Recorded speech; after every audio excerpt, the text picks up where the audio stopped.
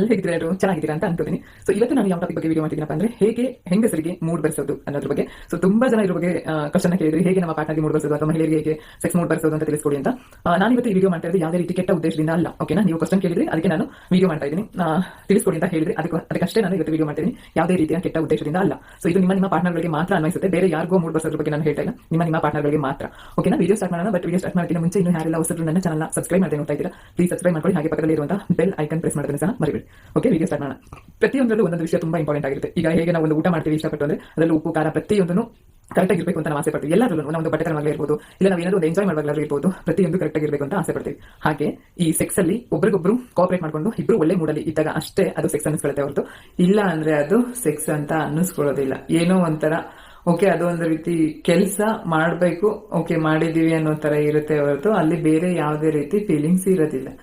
ಯಾವಾಗ ಈ ತರ ಆಗುತ್ತೆ ಅಂದ್ರೆ ಇಬ್ಬರಲ್ಲಿ ಒಬ್ಬರಿಗೆ ಮೂಡ್ ಇಲ್ಲದೆ ಇದ್ದಾಗ. ನೀವು ಹೇಳ್ತಿರಲ್ವಾ ಹೇಗೆ ಮೂಡ್ ಬರ್ಸೋದು ಅಂತ. ಸೊ ಆ ಮೂಡ್ ಇಲ್ಲದೆ ಇದ್ದಾಗ ಇಬ್ಬರಲ್ಲಿ ಒಬ್ರಿಗಾದ್ರೂ ಸರಿ ಸೆಕ್ಸ್ ಮೂಡ್ ಇಲ್ಲ ಅಂತ ಅಂದ್ರೆ ಅಲ್ಲಿ ಯಾವುದೇ ರೀತಿ ಫೀಲಿಂಗ್ಸ್ ಆಗ್ಲಿ ಮತ್ತೆ ಅಲ್ಲಿ ಎಂಜಾಯ್ ಮಾಡೋದಾಗ್ಲಿ ಎರಡೂ ಇರೋದಿಲ್ಲ.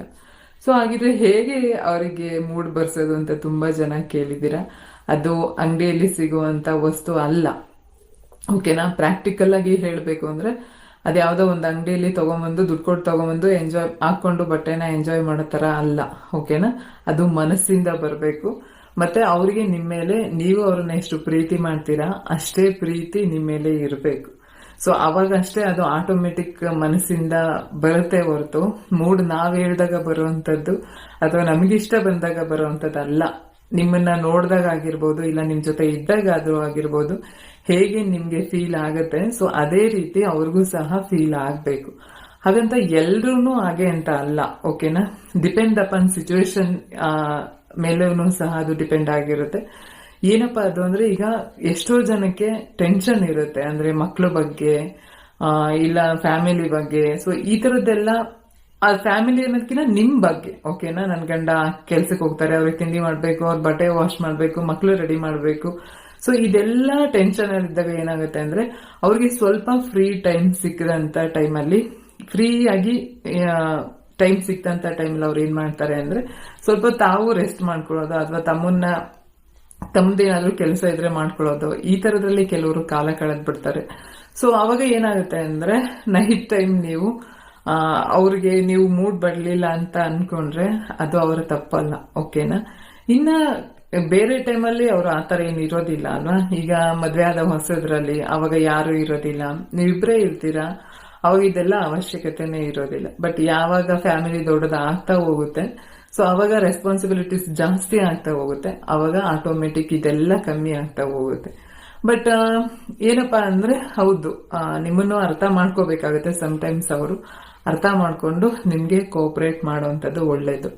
ಮೂಡ್ ಬರ್ಸೋದು, ಅವ್ರನ್ನ ಮೂಡಿಗೆ ತಗೊಂಬರೋದು ಅದ್ಯಾವುದೋ ಅಂಗಡಿಯಿಂದ ತರುವಂತ ವಸ್ತು ಅಲ್ಲ. ಅದು ತಮ್ಮ ಮನಸ್ಸುಗಳಿಂದ ತಾನಾಗೆ ಹುಟ್ಟುವಂತ ಒಂದು ಫೀಲಿಂಗ್, ಭಾವನೆ ಅಂತ ಏನ್ ಹೇಳ್ತೀವಿ. ಸೊ ಅದು ಮೂಡ್ ಇಲ್ಲದೆ ಇದ್ದಾಗ ದಯವಿಟ್ಟು ಯಾರು ಫೋರ್ಸ್ ಮಾಡಿ ಸೆಕ್ಸ್ ಮಾಡೋದಕ್ಕೆ ಟ್ರೈ ಮಾಡೋದಕ್ಕೆ ಹೋಗ್ಬೇಡಿ. ಯಾಕೆಂದ್ರೆ ಅದು ಅಷ್ಟೊಂದು ಚೆನ್ನಾಗಿರೋದಿಲ್ಲ. ಓಕೆನಾ, ಅದು ಗಂಡಂಗಾಗಿರ್ಬೋದು ಇಲ್ಲ ಹೆಂಡತಿಗಾಗಿರ್ಬೋದು, ಇಬ್ಬರಲ್ಲಿ ಒಬ್ರಿಗಾಗಿರ್ಬೋದು. ಮೂಡಿಲ್ಲ ಅಂದಾಗ ಸೆಕ್ಸ್ ಮಾಡಿದ್ರೆ ನಾನು ಆಗ್ಲೇ ಹೇಳ್ದಂಗೆ ಏನೋ ಅದು ಒಂದು ಕೆಲಸ, ಒಂದು ಜವಾಬ್ದಾರಿ ಮಾಡ್ಬಿಡ್ಬೇಕು, ಮಾಡಿ ಓಕೆ ಮಲ್ಕೊಳ್ಳೋಣ ಅನ್ನೋ ತರ ಇರಬಾರ್ದು. ಅದು ಇಬ್ರು ಒಳ್ಳೆ ಮೂಡಲ್ಲಿದ್ದು ಸೆಕ್ಸ್ ಮಾಡಿದಂತ ಟೈಮಲ್ಲಿ ಅದು ಒಳ್ಳೆ ಫೀಲಿಂಗ್ ನ ಕೊಡುತ್ತೆ. ಸೊ ಇದಾಗಿತ್ತು ಇವತ್ತಿನ ಟಾಪಿಕ್.